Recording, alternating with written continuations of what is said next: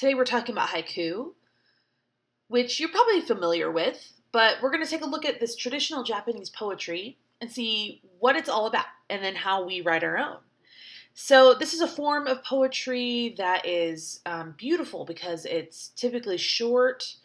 You can say haiku in one breath, and they're usually rich and full of imagery. So, let's take a look at a few and talk about them, and then we'll get into how to write them.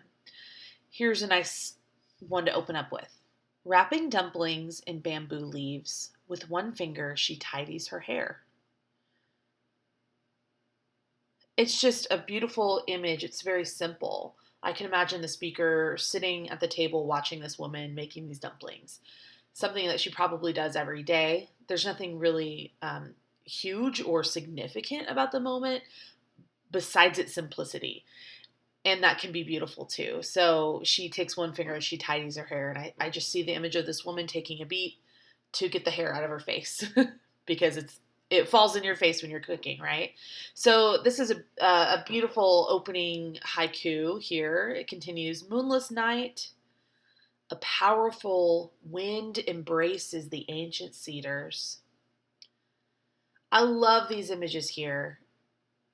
They're simple, but they're powerful. So, moonless night. It's really dark out tonight. Isn't that such a better way of saying it's really dark out?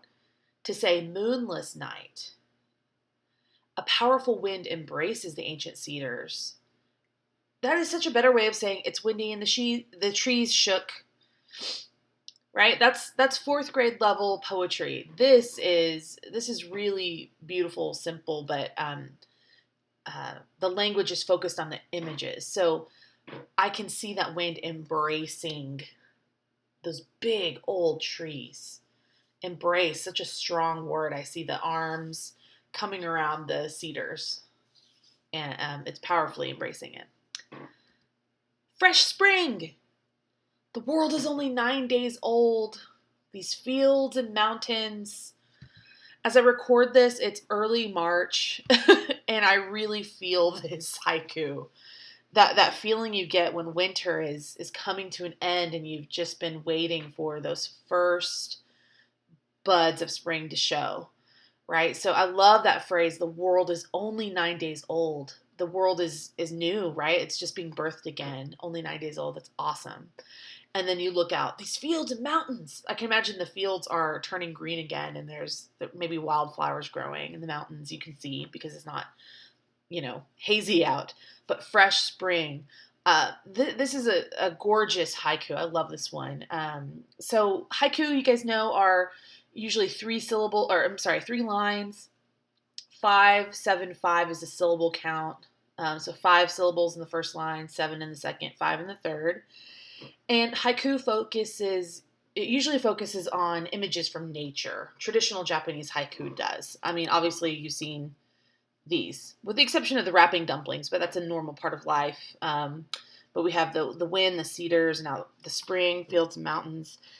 Usually haiku are part of the introduction to a longer oral telling of an epic poem. Typically, and they set the stage for the setting, and they're usually short. They're almost always written in present tense, and we see associations between images.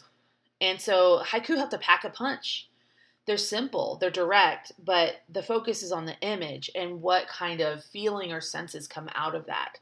So in this one that we have here, instead of saying spring is sprung, which is very, very boring, this writer chose to say the world is only 9 days old because we have an image of a newborn there. Or we have the image of fresh flowers budding out of the ground, right? Usually these are a brief moment in time that's being captured. I love the dumplings one. This is a split-second moment that the speaker caught onto and wrote a beautiful piece about. You usually can read these in one breath because they're part of an oral tradition. That's why they're written so short. And always in haiku, there's a moment of enlightenment or illumination.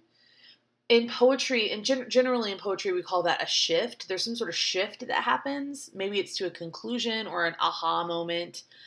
And for instance, in this third one, that illumination is that last line. These fields and mountains. It's like the speaker just turned around and saw those. Let's look at a few more. Oh, these spring days, a nameless little mountain wrapped in morning haze. I love that. It's a nameless little mountain, just one among the many out there in the mountain range. And it's wrapped in morning haze. I love that image of it being wrapped. I see a blanket around it. A little girl under a peach tree whose blossoms fall into the entrails of the earth. Think about what you see and you sense from this image. There's a little girl under there, just kind of a normal image of her being under a peach tree, and the tree's blossoms fall. And they don't fall onto the ground. They fall into the entrails of the earth. Entrails has a connotation. So now we're getting into images and connotations. We usually use entrails for, guts. So the guts of the earth are overflowing and these blossoms are falling onto it. So there's a juxtaposition there between that beautiful blossom and the gross earth and how it's not smooth and maybe there are roots coming out of the ground. It looks like entrails. I think that's a really powerful image, and that little girl's just sitting under there. At the ancient pond, a frog plunges into the sound of water. Now, this one has a specific purpose because the writer didn't say the frog plunges into the water. He plunges into the sound of water, so we can actually conjure up that sound in your head. You probably thought of it as just that plopping sound, really light into the water. So again, focus on images and the sense that comes out of them. Breakfast enjoyed in the fine company of morning glories. How amazing is that? I'm probably out on the back porch and I'm having those first moments of the day eating breakfast, but I'm in the company of morning glories. The sun's probably peeking over the trees and it's just really quiet. Isn't that a wonderful way to talk about breakfast? I want to be at that breakfast right now. Those are all Japanese, these are translated from the Japanese, all the ones that we just read. And so let's look at an Ezra Pound version of haiku. So this is a more modern version. The apparition of these faces in the crowd. So the apparition is the appearing. There are faces in this crowd. Petals on a wet black bough. What an interesting way to talk about faces. The petals are the faces. They're on a wet black bough. We have some sound there at the end. Wet black bough. And the petals are an image of the faces. And he actually wrote this about being on the metro. So when you're getting on public transportation like this, their faces popping up everywhere.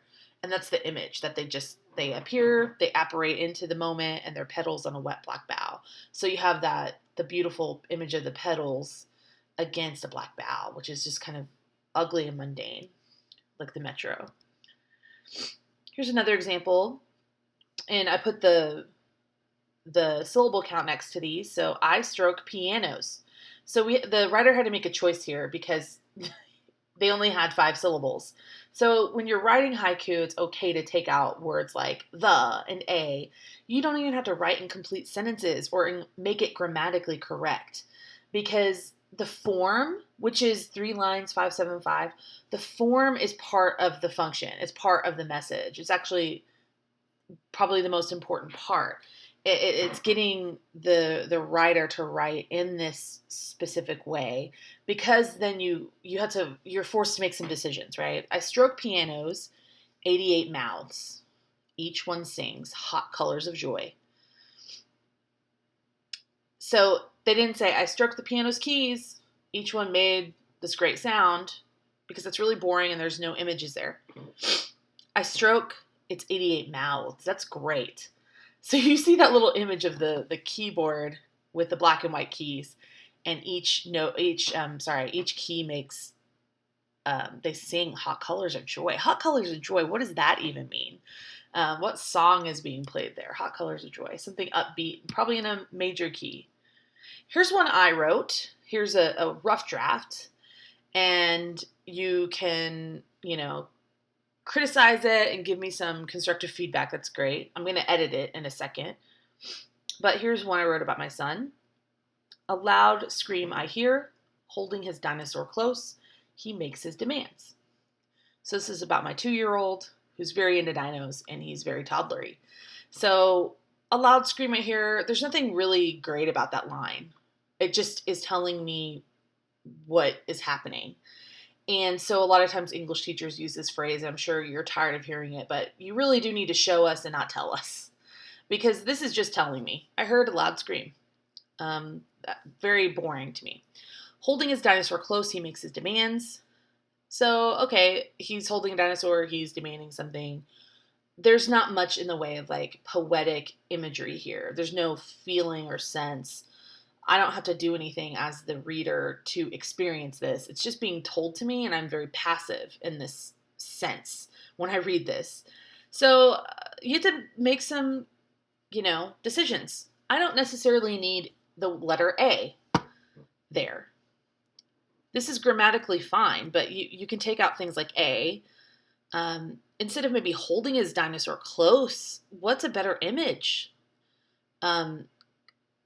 Claws clutching a T-Rex. Claws clutching ancient tyrant lizard king. Sorry, I'm just making this up on the fly. But you have to come up with a way to conjure up the image, remember? So let's see how I edited this. Shriek. A raspy roar. So I was trying to do some sound there with raspy, roar, those R's and it's very R to kind of, in poetry, you can do that kind of thing, like make your sounds communicate the meaning. So a raspy roar sounds like a roar. You have to say it kind of like that. Plastic dinosaur in hand, toddler tyranny. So this one's a little bit better. Maybe instead of saying plastic dinosaur, I could do something like shiny fake dinosaur. I could really still work on this. It's not perfect to me. I don't like it in this state, but it is an improvement from the first draft. And this is haiku, guys. You cannot just write one like on the left and say it's fine because it fit in the form, because you're missing the meaning, right? You have to have images there. You have to go deeper and try to find a creative way to communicate the sense, okay? The sense I was trying to communicate is there's a toddler screaming in my face and probably asking me for something 1,000 times in a row. But he's cute because he's got a dinosaur in his hand, so that's kind of cute. So I'm trying to put these images next to each other. So I hope that helps, but always, always, always when you're writing, just go for it. Even if you put a piece of garbage on the paper, that is something you can edit and you can have other people help you with, and it gives you someplace to start. Never just stare at a blank page. So I hope that helps as you go into writing your haiku. Maybe you do something like pull a picture up on the screen of a lake and there's a boat out there, and you challenge yourself to write 10 haiku telling some story about this scene. Okay, maybe you write about the boat, the people in the boat. You write about the sound of the water as you get in the boat, or the canoe sliding through the water, or maybe there's a bald eagle soaring overhead and you're having this moment where you're really appreciating nature. So with haiku, think simple. Each word has to pack a punch. Images, images, images, right? And you're not telling us, you're showing us. You're trying to give a sense to this small glimmer of this moment in time. So I hope that helps.